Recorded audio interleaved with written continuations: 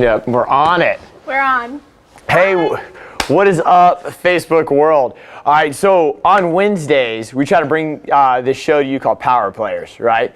And Power Players is all about bringing people on that are just dominating their space. And I'll tell you this. The past couple weeks, I've noticed we've had a lot of great business people on here. We've had people that own SFX. We've had people from real estate. We've had people that own hair salons and like all kinds of just wide variety, right?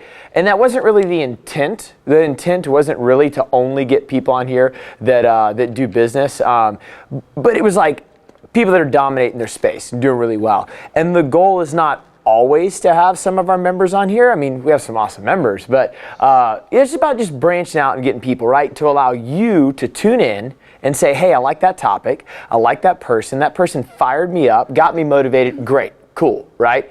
But it goes a little bit deeper than that, because being a power player is more than just, oh, I'm really good at this business, or I'm really good at this hair salon, or, you know, whatever, which is all fine.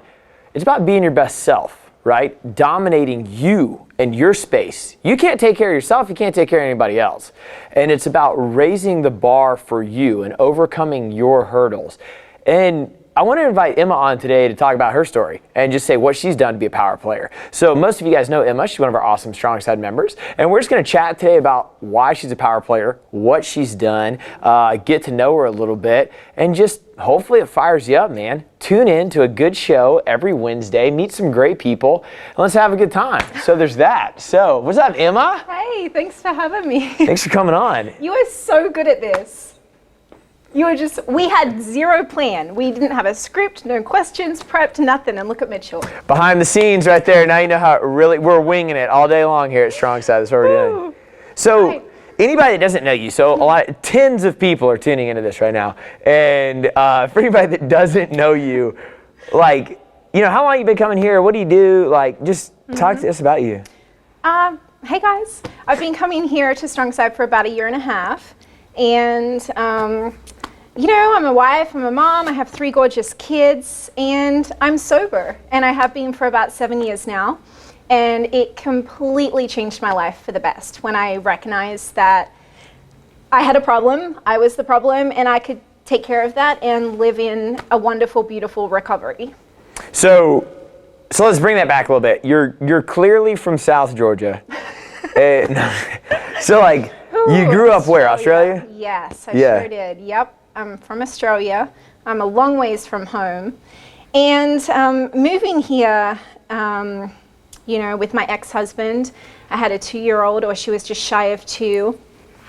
That was a huge stress on me. And it was one of my last final big downfalls. You know, it was super hard to move here for me. I love Australia. I love here too.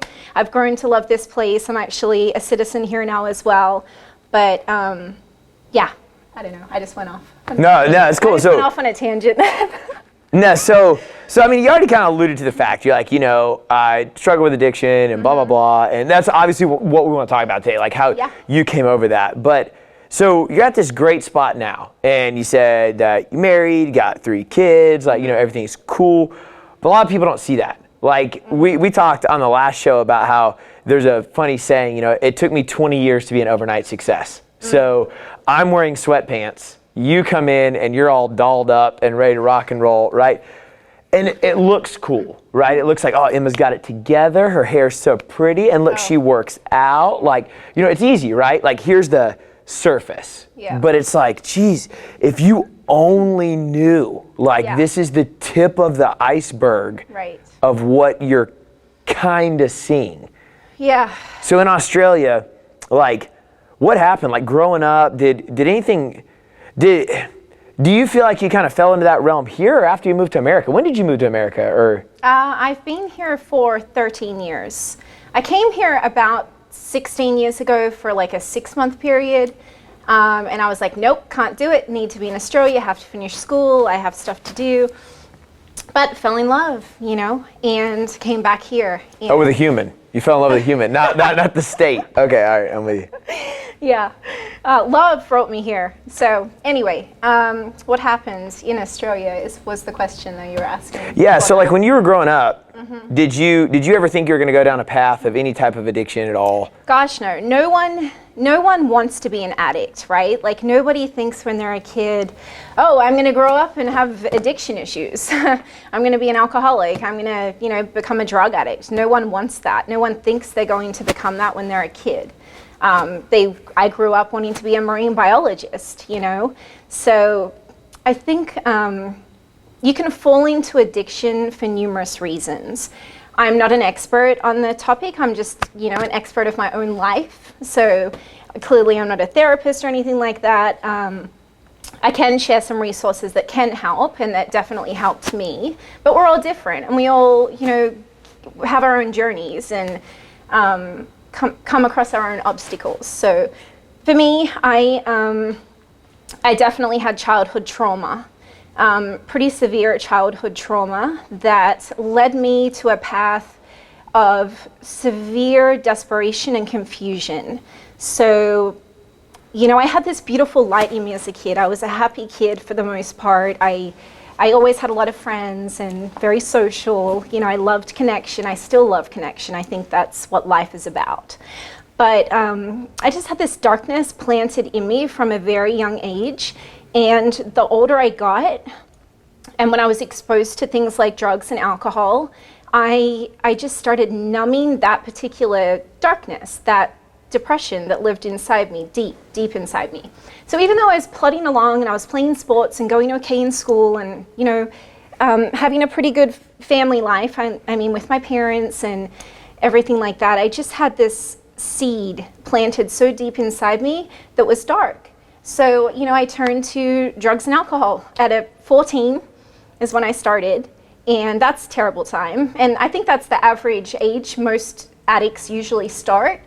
I think now it might even be 11 here in America, which is devastating. How do you even get that stuff? I was not smart enough. Oh. At 11 years old. I wasn't at 11. Gosh, but today, supposedly in middle school is when kids are being exposed to it here.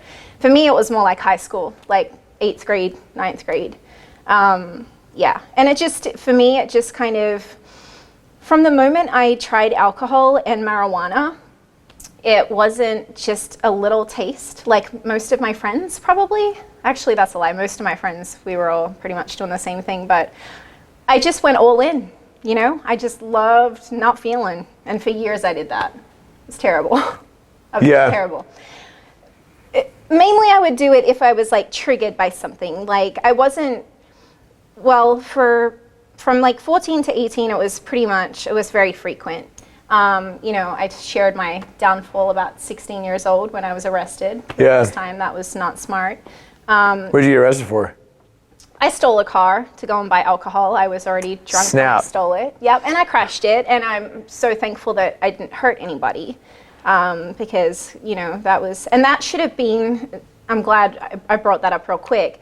At that age, I should have been offered some kind of help. All I was given was a hefty fine. I was working at the time. I was in school and working always.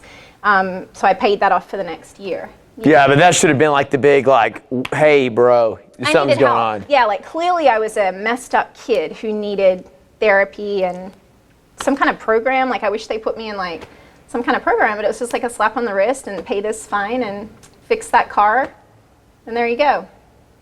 Let's go have a drink kind of thing mentality. And that's let's go sad. Celebrate our drinking with a drink. All right. Kind of sad, but it was a little bit of the environment that I was in, and I knew I had to break away from that environment, which I did. So then what? So you crashed this car, 16. Yeah, then what? I always...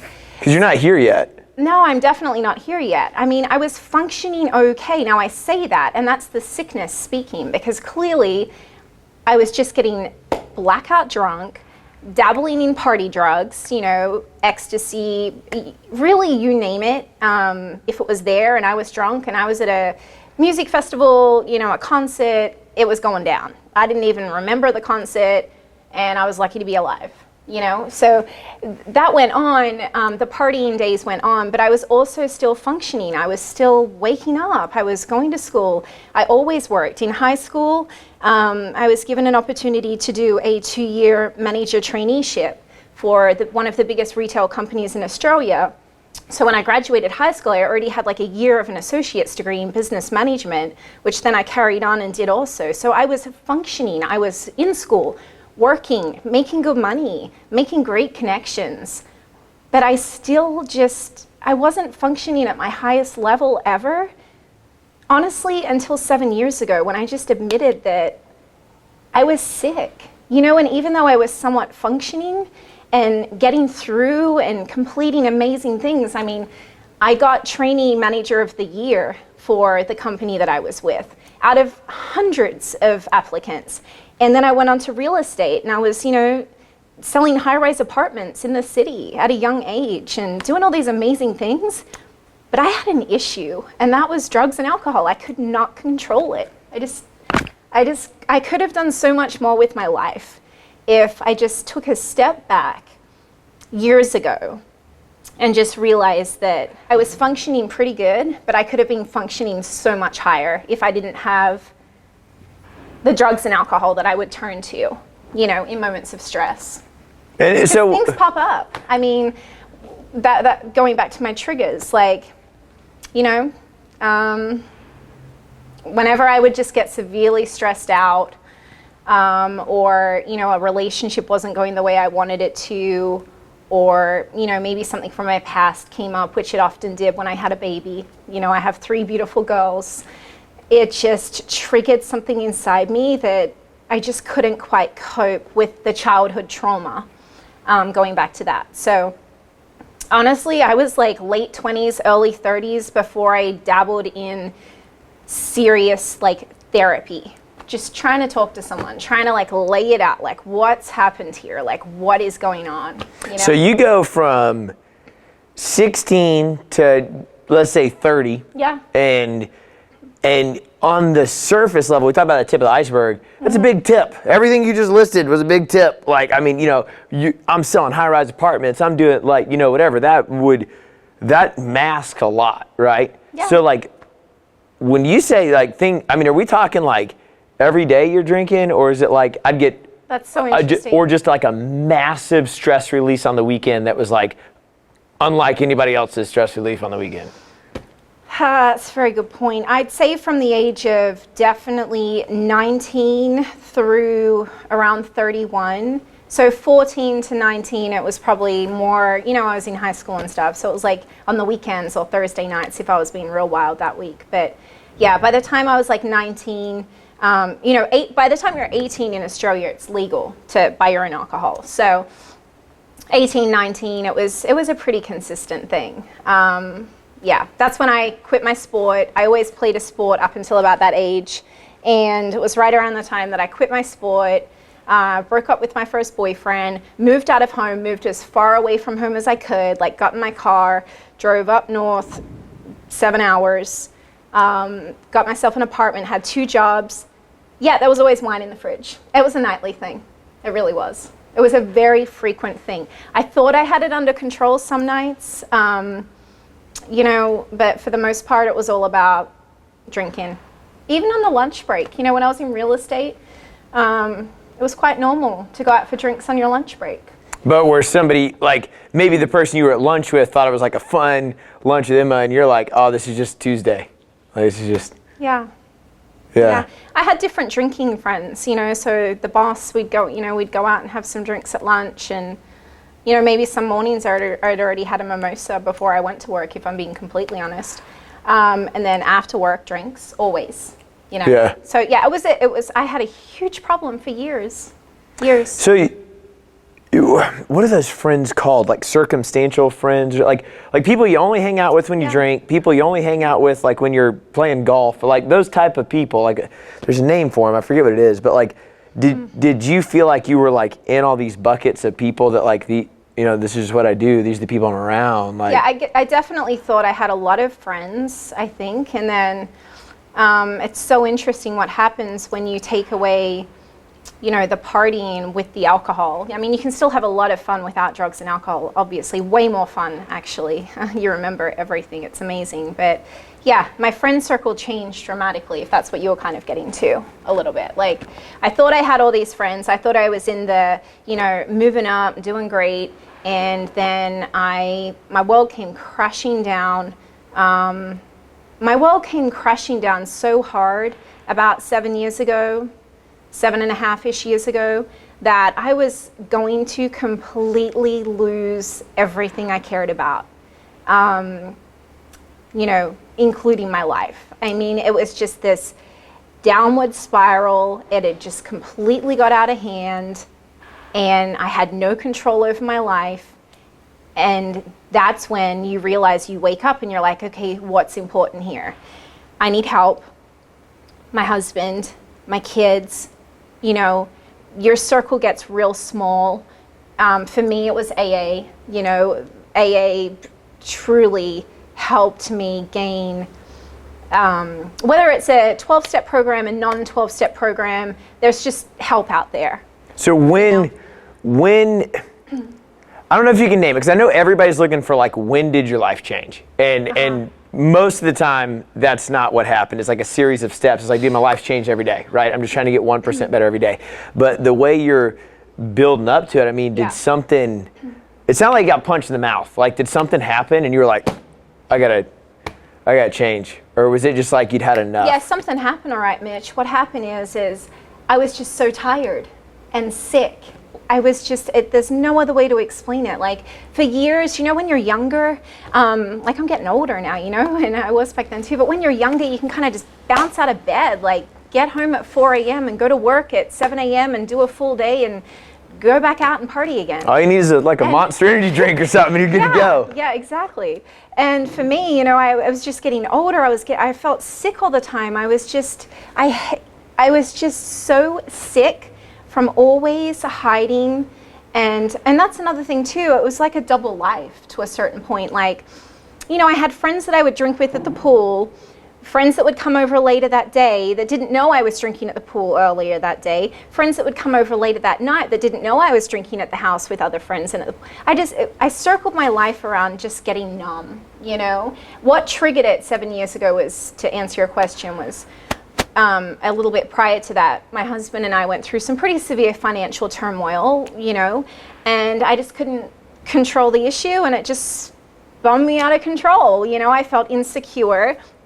I didn't know if we'd have a house over our head, and like alcohol was going to save that, but addict, you know, alcoholic, didn't know what else to do. And that was my final downward spiral. And when I hit that bottom, I hit so hard, and I knew that I could never drink again. You know, I just had to completely change my life. For years, I hit that kind of little bottom, and I was like, oh, I can just drink a little bit and, you know, have some fun here and there kind of thing with alcohol. But for me, it's not for everyone, but for me, I just had to point blank know that I had to stop forever, you know? And it really wasn't the end of the world. It was the beginning of something incredible. So amazing. Like, I wish I stopped at 16, you know? Yeah. I wish I had that guidance or just within me. I wish I knew at 16 to quit and live a life I'm proud of, kind of thing. I get the whole, like, you were just tired thing, because I knew you, like, I don't know, almost 10 years ago, 9 or 10 years ago or something like that. Yep. And I was definitely hungover every time I saw you then. So that's what I noticed. So but not at the time, like it's not like when I saw you, I was like, dude, that girl's like hammered. It was like, I didn't train you, but you were either like in my class every now and then, or sometimes I'd have to sub out with with your trainer and like cover their class. So it was like I knew you and I trained you a couple times. Yeah. And our conversations would just be like you would say, you know, I'm not feeling too great. I'm hungover. I was drinking all night. But a lot of people do that. Like, I mean, like, I'm even to this day. Right. You know, it'll be a Thursday, and somebody one time went out on a Wednesday, and they came in Thursday not feeling good. So it's not that, you know, you put a whole bunch of people, like, it wasn't. You didn't stand out so much that I was like, that girl's got a problem. And like, and it's interesting for you to say that, because I can say as a spectator or whatever that I just was like, oh, she just likes to party, not, oh, this is a big thing. And you're over here saying, I masked it. I was just dying on the inside. Literally, I must have looked pretty unhealthy on the inside right around the time I knew you know, yeah, just rough, just was not looking after myself. I think, you know, my self-worth was just so little.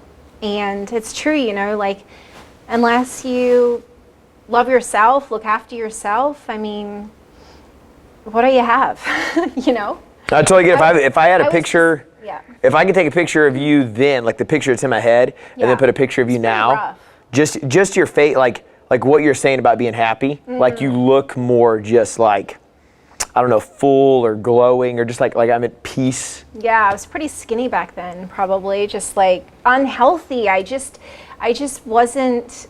Couldn't do a single pull-up. Couldn't do a single pull-up. No, or probably nothing. Yeah, honestly, Lifetime's where we met, and that was good for the cafe, laying out by the pool, and the spa. That was really it. No fitness. You know what? It's kind of sad. They kept giving me all these, I don't know, rewards and stuff, because a lot of my friends joined there, and that's how I met Mitchell, I think, is because they were like, well, you want group fitness training or personal training? And I was like, well, group fitness doesn't sound as hard as personal training, so let's go with the easier one, because this fitness really isn't my thing, you know? It's like, I was not thinking healthy lifestyle at all. Now I am, and I love it. It's fantastic. I had to build myself back up. So I hit a hard rock bottom. And I was like, holy shit, I'm going to die. Like, I'm going to die. I'm going to lose everything so precious and special to me in this world. What can I do to start again? You know, get on this recovery train. And my husband backed me up 110%. He quit drinking to support me. And, you know, from there, I just took a lot of hikes. I just hike every day, Kennesaw Mountain by myself. You know, I had a lot of people pray for me, pray over me. I struggle with that personally myself as far as praying goes, but the fact that people wanted to do that for me, I was like, wow, thank you, because I needed all the help I could get. I jumped into AA, I got myself a sponsor, found a great therapist. Piece by piece, day by day, a day at a time, I just started building my life up to where I could feel good, you know?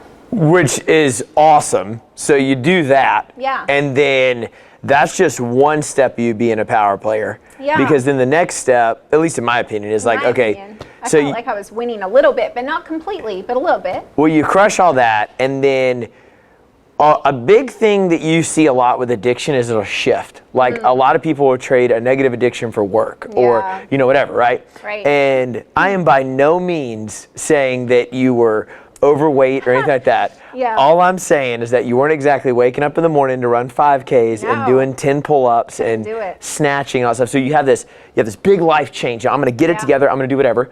But then, I mean, you've been a Transformation Tuesday at Strongside, like whatever. There might have been a little bit of giving in somewhere else. Oh yeah, like cheesecake every night, ice cream every night is what I turned to for years. You know, when I first got sober, it was like, I have a sweet tooth, you know, like I loved wine, like a whole bottle of wine every night for years. So you take that away and it's like, whew, I need cheesecake and like a lot of it or something, you know. So I was kind of feeling a bit of a void, but through meetings and getting around with like-minded people, and, you know, I could turn to more healthy options. And then I found you again, and I was like, because I watched Mitchell for years, you know, on Facebook, and I was like, I could just never do that. I mean, what are those people doing with those barbell things? I mean, all those weights and doing stuff on the rigs. And I was like, gosh, you know, that's just mind-blowing to me. And I got to a point of desperation, actually, where I just felt like my health was not where it needed to be.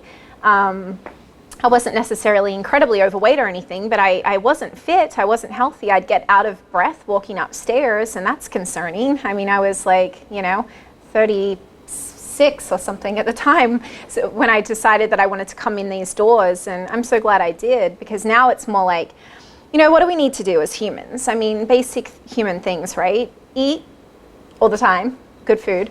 Never miss a meal, seriously.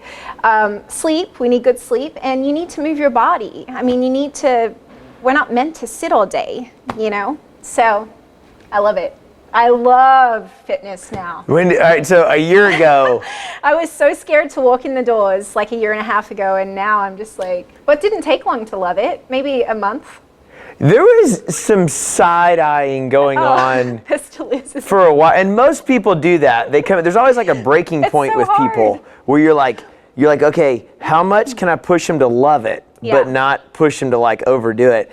And I remember, and I could probably pinpoint. The cool thing I like about this gym is I can probably pinpoint with every single member when if I had the breaking point, if another coach did not have the breaking point instance with them, if I had it, I can remember it. And I remember it was the day you front squatted 75 pounds. Oh, cool. And you never missed a day after that. It was like Monday, Wednesday, Friday going into it. Okay, yeah. And then it was like, I'm going to do the barbell. And then it was like, I'm going to put 10s on each side. Yeah. And then I remember when you hit 75, I was like, I got her. I was in. Yeah. Yeah. Very cool. I'm glad you remember that. But I can do that with, cool. That is so cool. Yeah, I don't know. I kind of got that competition feeling within myself back from all those years ago. You know, I played team sport as a kid for many years, and I was on a great team. I was probably one of the worst players on the team. Like, I was on the best team. I mean, I'll just hands down say we were undefeated for like 9 years. But I was not the best player at all. I played a role, but man, there were some killer team members. I think they went on and did like Commonwealth Games and stuff. They were that good. I mean, I don't know. But I just, from a young age, I suffered from a bit of a low self-esteem. You know, childhood trauma, whatever. Didn't deal with it right. And something happened beautiful 18 months ago when I just started believing in myself again. I feel like there's just no stopping me at this point. You know, I'm sober. Bam. Yeah, it's like I'm sober. I'm living in a beautiful recovery. I've found this. I love this. I don't know. Life is just so good. And I feel like when I'm doing good, I'm better for, you know, my kids, my husband, my friends, the world.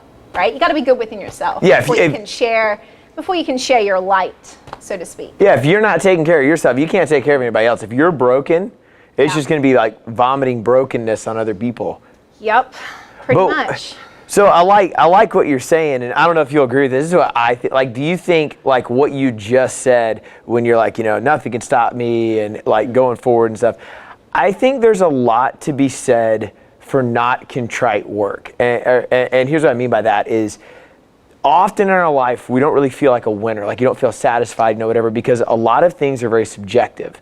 So if you work really hard and then you don't get a promotion at your work, you can blame the boss, you can blame the people you work with. Maybe it's true. Maybe you failed a class because the teacher doesn't like you. You can blame it on other things, right? And, you know, somebody cut you off and you got in a wreck, it was their fault. Like, and you can do that all day long. You don't make enough money, and it's all other people's fault. Maybe you view it that way or not. No, it's definitely true. But you can't really, like, with those things, you can't give a quantitative, like, here you go. And it's very hard to feel better at that along the way because you didn't have that quantitative thing. Versus, you know, we talk about squatting 75 pounds. If I say, hey, look, Emma, here's a rower, and I need you to row this distance, and you're not done until you're done. You will feel like a winner, because the big instance of that is like a marathon. But most people are not going to run a marathon. It's 26 miles, right? But you take it and you make it smaller, and you say, hey, look, here's a sled. Move it from here to here. Here's a weight. Squat it. And every single day, you have to work to be better at it, and you're instantly gratified from it. Yeah. I think that kind of like fills some holes and pumps you up. Sure does. You've created something really beautiful here. I'll tell you, hands down. I mean, I love this whole functional fitness idea. That's where we're going with this, right? I mean, it's so fantastic. I mean, I couldn't do a pull-up to bring that up again, and now I can do like 5 in a row, which, you know, and I can kip now, and I really want to muscle up, and I'm going to get one, you know, because you can just chip away, practice, just try every day to eat good so you have energy, sleep good so you have energy, and then just do your workout and you feel like a winner. It's like an everyday thing. It's like brushing your teeth. I love it. Is there any, speaking of brushing your teeth, this has nothing to do with anything we were talking about, but I heard something really good the other day that was like, it was a power punch. It was like, you gotta view exercise as like brushing your teeth. Yeah. That if you brush your teeth for 2 minutes, you're not gonna have any less cavities. You're not gonna have any less gingivitis. Like nothing's gonna happen. Your teeth are still gonna fall out. It's the 2 minutes a day for weeks and months and years that prevents that. Yeah, twice a day. And I was like, one workout every 3 weeks as hard as you can isn't gonna do anything. Like you're still gonna be really overweight and very unfit and you might have a heart attack. Yeah. But the little bit every single day on a consistent basis, 20 minutes a day. It's so good for you. I mean, look at how many hours there are in a day. You gotta move, You gotta move, get a good workout in, get a good sweat on, feel good about yourself. I don't know, it's just really, I'm addicted to it. I love it. I think it's fantastic and I just can't wait to do another workout later today. I did that little one earlier and that Ignite, that Ignite class, that was like fiery. It's like spicy kind of thing. Love it.